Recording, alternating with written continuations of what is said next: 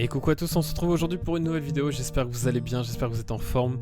Aujourd'hui un format un peu différent mais pas tant de ce qu'on fait d'habitude, un petit peu plus vlog. Donc aujourd'hui on va faire pas mal de choses dans cette vidéo, on va aborder plusieurs thèmes, notamment le nettoyage au potager, pour réintroduire bien sûr de nouvelles plantations, les insectes, et il y a une petite surprise en fin de vidéo aussi, je vous en dis pas plus.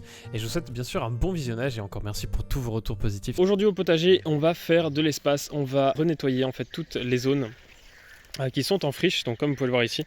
Donc là-bas on a les petits pois que j'ai plantés, donc là-bas c'est propre. Ici on avait anciennement les cornichons, les carottes, les concombres et les courgettes qui étaient plantées dans toute cette zone, donc j'ai pas pu m'occuper de ça cette année, pendant l'hiver c'était un peu compliqué. Et du coup j'ai pas pu pailler la zone, c'est pareil, j'aurais aimé le faire mais c'est pas le cas. Donc là c'est simplement ce que je vais faire, c'est passer la tondeuse. Je vais pouvoir derrière nettoyer cette zone parce que les salades, comme vous pouvez le voir ici, elles sont en train de monter en fleurs. Donc on voit une tige en fait, hein. Donc ça veut dire qu'elles vont monter en fleurs, donc ça veut dire qu'elles seront plus très bonnes à la consommation. C'est pas tip top en général, elles deviennent assez amères je crois après. Et ici on a du coup toute la zone que j'avais nettoyée, que j'avais pris le temps de nettoyer, donc qui est parfaitement propre. Alors il y a quelques petites herbes qui repoussent mais c'est pareil, un petit coup de râteau. Je vais planter je pense les pommes de terre en dessous de l'arbre parce que c'est un endroit où je vais pas trop souvent. Et les pommes de terre en fin de compte, une fois que c'est planté et les buter une fois, normalement il n'y a pas trop besoin d'y faire grand chose, même les arroser en tant que tel l'été quand il fait chaud oui, mais sinon le reste du temps il n'y a pas forcément nécessairement besoin. Donc je pense vraiment que je vais installer mes pommes de terre à côté là-bas. Et comme ça ici, donc là où il y a les salades, je pense que je pourrais mettre des tomates sans problème, une fois qu'elles seront plus là. Je vais planter aussi des radis quelque part, je sais pas encore où. Et là les autres pommes de terre la suite. Donc voilà, il y a du travail, donc je vais passer la tondeuse dans toute cette zone là, dans toute cette friche. Une fois que j'aurai fait ça, je vais faire la même opération que j'avais fait la dernière fois. Donc je vais passer le croc dans toute la zone. Puis après, une semaine plus tard, je reviendrai pour passer un coup de râteau pour dégrossir un petit peu. Et puis après, vous pouvez le voir, hein. La terre après elle est nickel, elle est toute fine. Bon là elle est un peu sèche parce qu'il n'a pas plu depuis quelques jours.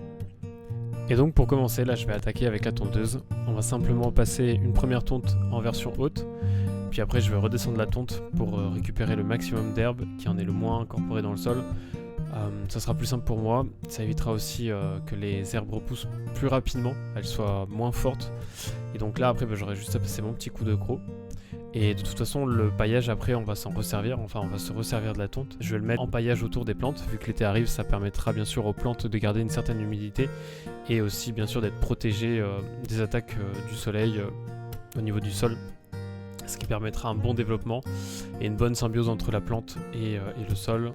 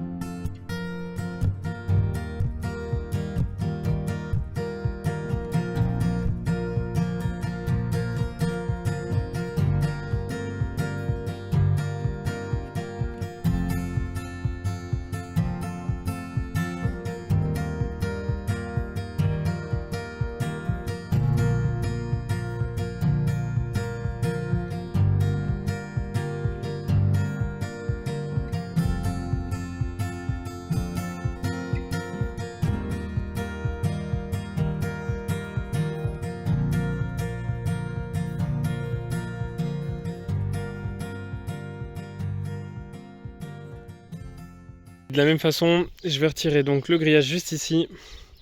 Là on a bien travaillé déjà toute cette zone, donc on pourra juste repasser un coup de râteau, ça sera nickel. Et le but ça va être de faire tout ça, toute cette petite zone là. Donc là j'ai un passage ici, qu'on voit pas très bien avec des planches. Il y en a un autre ici. D'ailleurs on les voyait pas très bien, hein, mais c'est vrai que c'est des grosses planches que j'ai récupérées. Du coup qui me permettent de faire mes passages, qui m'évitent de marcher dans la terre, ce qui est très bien aussi. Donc là ouais, il ne nous reste plus que donc, le grillage, je vais l'enlever. Je vais tondre. Et ensuite, c'est nickel. Alors aussi d'ailleurs, dans cette zone-là, j'avais pas mal de paillage qui était resté de l'année dernière en dessous.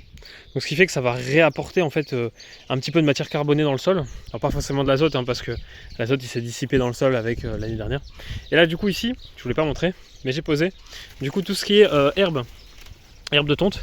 Donc je vais essayer de la retourner pour pas qu'elle chauffe trop et qu'elle monte trop en température. Parce que le problème c'est que quand ça monte en température, ça a tendance à malheureusement pourrir.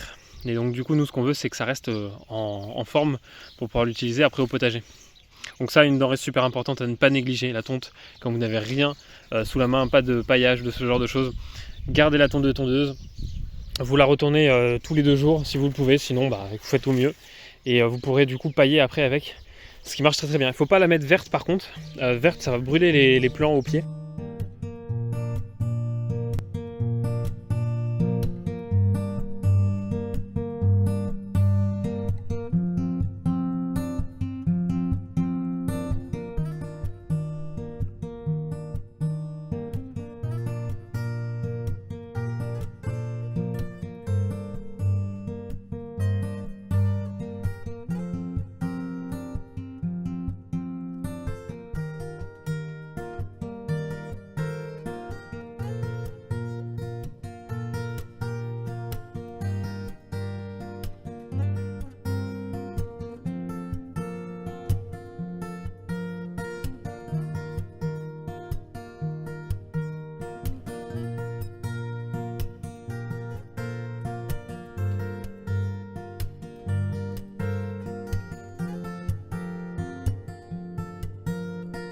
Et sur cette partie-là, je me suis rendu compte en fait qu'on avait beaucoup d'insectes, beaucoup de biodiversité. Et ça a une raison assez simple. En fait, l'année dernière, en amont, j'avais tondu pas mal avant l'hiver. Et je vais replacer pas mal de tonte par-dessus pour éviter que l'herbe ne pousse. En fait, j'avais essayé de faire un paillage. Malgré ce que j'en dis, ça a bien marché. Et en fait, ça a fait une espèce de croûte sur le sol pendant tout l'hiver. Ce qui a permis à beaucoup d'insectes de se développer, de pouvoir survivre derrière. Et ça c'est une bonne chose pour le jardin parce que dans cette dynamique de garder un petit peu un sol vivant, un sol enrichi, plus on a d'insectes, plus il y a de la biodiversité. Alors c'est sûr, des fois on pourrait se dire ouais mais s'il y a beaucoup d'insectes ça va amener des prédateurs, ça pourrait également amener des nuisibles au potager, et ce qui est potentiellement vrai, mais il faut aussi qu'on essaye de retrouver un équilibre. Enfin moi en tout cas j'aime à penser qu'il faut retrouver un équilibre au potager, et c'est souvent ce que je dis à travers mes vidéos, c'est que s'il y a un peu de limaces, un petit peu d'escargots, un petit peu de bestioles finalement qui viennent manger mes plantes, c'est pas si grave du moment que l'équilibre est respecté et que du coup tout le reste se met en place. C'est sûr que ça peut prendre un peu de temps. Je sais que certains d'entre vous ont des gros problèmes de limaces, ce genre de choses. Je ne saurais pas encore l'expliquer honnêtement, je suis pas encore assez expérimenté pour comprendre ce problème. Je sais juste que c'est des choses qui sont naturelles, après à voir éventuellement ce que ça peut donner avec d'autres solutions. Peut-être introduire des prédateurs naturels aux limaces plutôt que de mettre des granulés anti-limaces pour ce genre de choses. Ça peut toujours être une idée.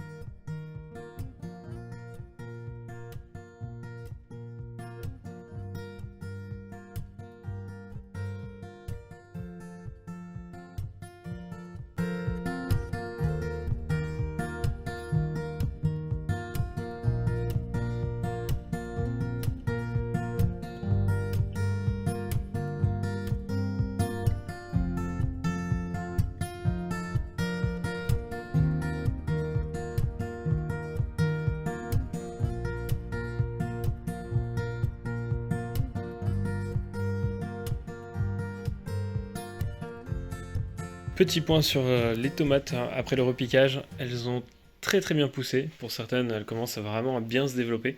Comme vous pouvez le voir juste ici, celle-ci est parfaite. Enfin bon, on commence à avoir des spécimens très intéressants bientôt pour les replanter de toute façon. Alors toujours pareil, cette particularité d'avoir les feuilles rouges en dessous, je ne sais pas trop à quoi c'est dû. J'espère que c'est pas un souci lié à une maladie ou quelque chose comme ça. Mais bon, ce matin j'arrive et j'ai la bonne surprise de voir que certains pieds de mes tomates ont littéralement été grignotés. Et en fait il y avait un escargot qui se baladait et qui a commencé notamment à manger un petit peu, on peut le voir. Donc là j'ai 3 pieds de tomates qui ne sont plus là, j'en ai quelques-uns qui ont été supprimés. Bon, c'est pas grave, c'est de ma faute, j'avais rentré aussi des escargots dans l'histoire, donc forcément. Voilà des choses qui peuvent arriver, c'est pas toujours parfait. Et du coup j'en ai quelques-unes là pour compléter au niveau des ananas. Non, celle-ci c'est les ananas, pardon. J'en ai 2, donc je vais pouvoir remplacer celles au niveau de l'ananas qui me manquaient. Et après les marmandes, j'en ai encore quelques-unes, parce que je crois que c'est les marmandes. Ouais, c'est les marmandes qui manquent là-bas. Donc ça va, pas de problème les marmandes, j'en avais plein. Donc maintenant on va espérer qu'il y ait un peu plus de soleil, parce qu'aujourd'hui il fait pas très beau, pour qu'elles puissent bien se développer. Faire une fois de plus un petit semis, cette fois-ci ça sera de la laitue Batavia. Alors elle est un peu rouge, donc il paraît que les limaces la mangent un peu moins, elles sont moins friandes. Donc on va pouvoir découvrir ça. Une fois de plus utiliser les petites serres. de Parkside que j'ai acheté à Lidl tout simplement. Et puis on va mettre quelques graines. Alors les graines de salade c'est très très fin, donc il faut faire vraiment attention à ce qu'on peut doser dedans. Ça peut vite en faire beaucoup, et en fait on se retrouve avec 10 fois trop. Ce que je vais essayer de faire c'est en mettre 3 ou 4 par alvéole, et puis on verra ce que ça donne. Et voilà, ça y est, j'en ai mis quelques-unes. Alors pour aller voir, elles sont toutes petites vraiment.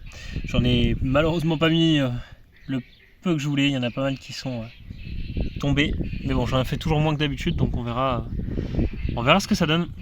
Alors également, vu que c'est des graines très fines, il ne faut pas oublier de passer un petit peu de terre dessus, mais aussi pareil finement. Alors je me suis aidé du tamis qui est juste ici, puis j'ai mis un petit coup vite fait, très rapidement.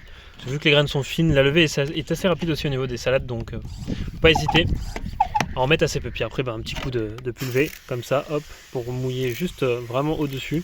J'avais déjà passé un coup juste en dessous. Et puis là, l'avantage aussi, c'est que je vais pouvoir les mettre directement dans la véranda. Je crois que ça n'a pas besoin d'une grosse chaleur pour pousser. Actuellement dans la véranda il fait suffisamment chaud, donc c'est ça qui va suffire en fait finalement à les faire pousser tranquillement. Et puis là on se retrouve dans une semaine pour voir le résultat bien entendu. Bon les amis, j'ai une habitante un peu particulière dans mon jardin que je ne m'attendais pas à trouver. On va aller voir ça tout de suite ensemble. En fait c'est Orto qui m'a aidé à la trouver plus exactement. Et regardez-moi ça, je sais pas si vous allez la voir. Alors j'y connais mais alors rien du tout. Donc pour les connaisseurs, je suis bien preneur de savoir ce que c'est. Alors je sais que c'est une tortue, ça, pas de souci.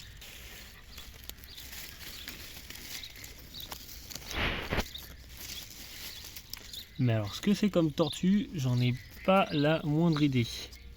Elle a une carapace assez marron. Je sais pas si je peux l'attraper. Je sais pas ce que je peux en faire d'ailleurs, ceci étant dit. Mais regardez-moi ça là. Voilà, là on la voit bien, mais je sais pas du tout ce que c'est comme tortue. Hein. J'en ai pas la moindre idée. C'est assez incroyable. Et si vous êtes encore là, n'hésitez pas à vous abonner si ce n'est pas déjà fait, à lâcher un petit pouce bleu ou même à partager la vidéo, c'est super important. Et je vous dis à dimanche prochain pour une nouvelle vidéo, 18 h.